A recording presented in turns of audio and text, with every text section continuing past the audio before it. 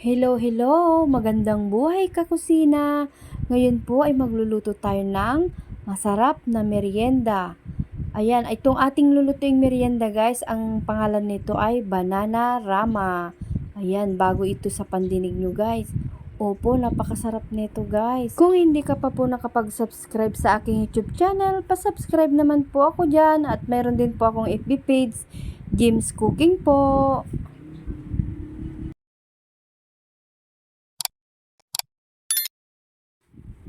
Mayroon po tayong binigay na saging dito, binigay ng aking kapitbahay. Ngayon po ay gagawin natin ito ng recipe, isang masarap na merienda. So yan guys, balatan muna natin lahat ito. Pagkatapos nating balatan lahat, hihiwain natin ng apat yung isang pirasong saging. Kailangang padamihin natin ito para lahat makatikim. Ayan. So, ito na guys, pagkatapos nating balatan lahat, ganito na yung ating gagawin. Yung isang piraso ay pag-aapatin natin. Ayan, ganyan. Alam nyo ba guys, itong Banana Rama ay sikat ito nung dun sa Maynila. Mayroon po kasing isang karinderya na nagluluto ng ganito at sumikat ito guys. Talaga namang maraming content creator din ang nagpunta doon para i-vlog yung kanyang Banana Rama.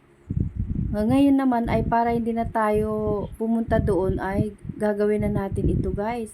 Ayan, meron po tayo ditong lumpia wrapper. Pag-aapatin din po natin yan. Depende na lang din po sa inyo paano ang way nyo paggawa dito sa lumpia wrapper na to, kung gaano kalaki nyo pagkakasyahin yung isang maliit na saging.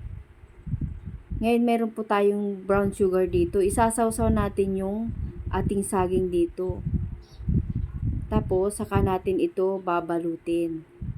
Ay ganyan ang way ko po sa pagbalot.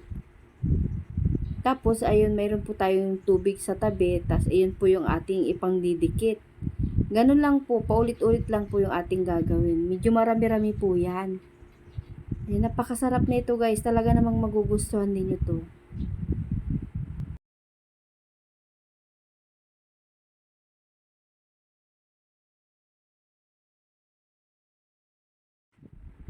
Pagkatapos natin mabalot lahat, nagpainit na po ako ng mantika dito sa aking cooking pan. Kailangan po yung ating mantika ay marami. Lubog po yung ating ipiprito. Ngayon, tines ko muna kung mainit na. Ayan, mainit na guys. Kaya, ilalagay ko na po yung mga na balot nating saging. Ayan. Kailangan nakalubog po yung ating turon na maliliit dito sa ating mantika. Kasi po pagka kaunti lang yung mantika, hindi even yung pagkaluto nila. Kaya dapat lubog yung mantika niya. Pagtapos nating maprito lahat, ito yung ating naprito. Marami-rami yan guys. Ayan. Tapos po gagawa tayo ng syrup. Ayan ba, yung ating yung ram, hiningi ko lang po yun sa kapitbahay. Isang glass shot yun po yung aking hiningi. Tapos naglagay din po ako ng pineapple juice, tapos banana essence. Itong banana essence po, nabibili yan sa grocery store o kaya sa palengke, mayroon din. Ayan, bali 2 patak lang po yung aking nilagay para mabango yung ating syrup. Ayan, naglagay din po tayo ng 5 scoop na brown sugar.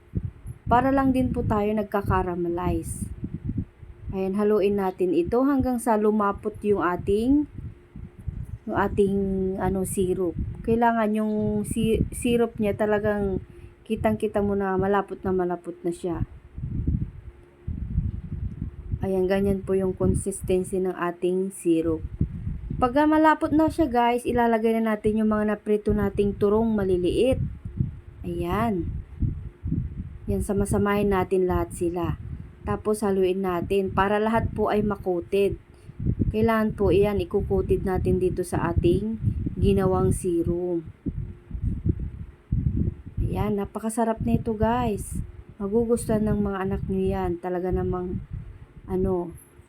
pinaka-special tong ating turon ngayon.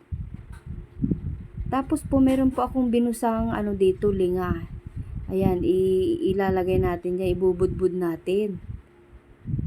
Tapos, haluin natin ulit para yung ilalim malagyan din natin. Ayan guys, sana po nagustuhan nyo muli itong video na to. Papalo ako dito sa aking FB page. And pasubscribe din dito sa aking YouTube channel. Ayan, ito na siya guys. Ready to serve na ang ating Bananarama. Ayan po, marami pong salamat sa inyong panonood. Hanggang sa muli po. Bye!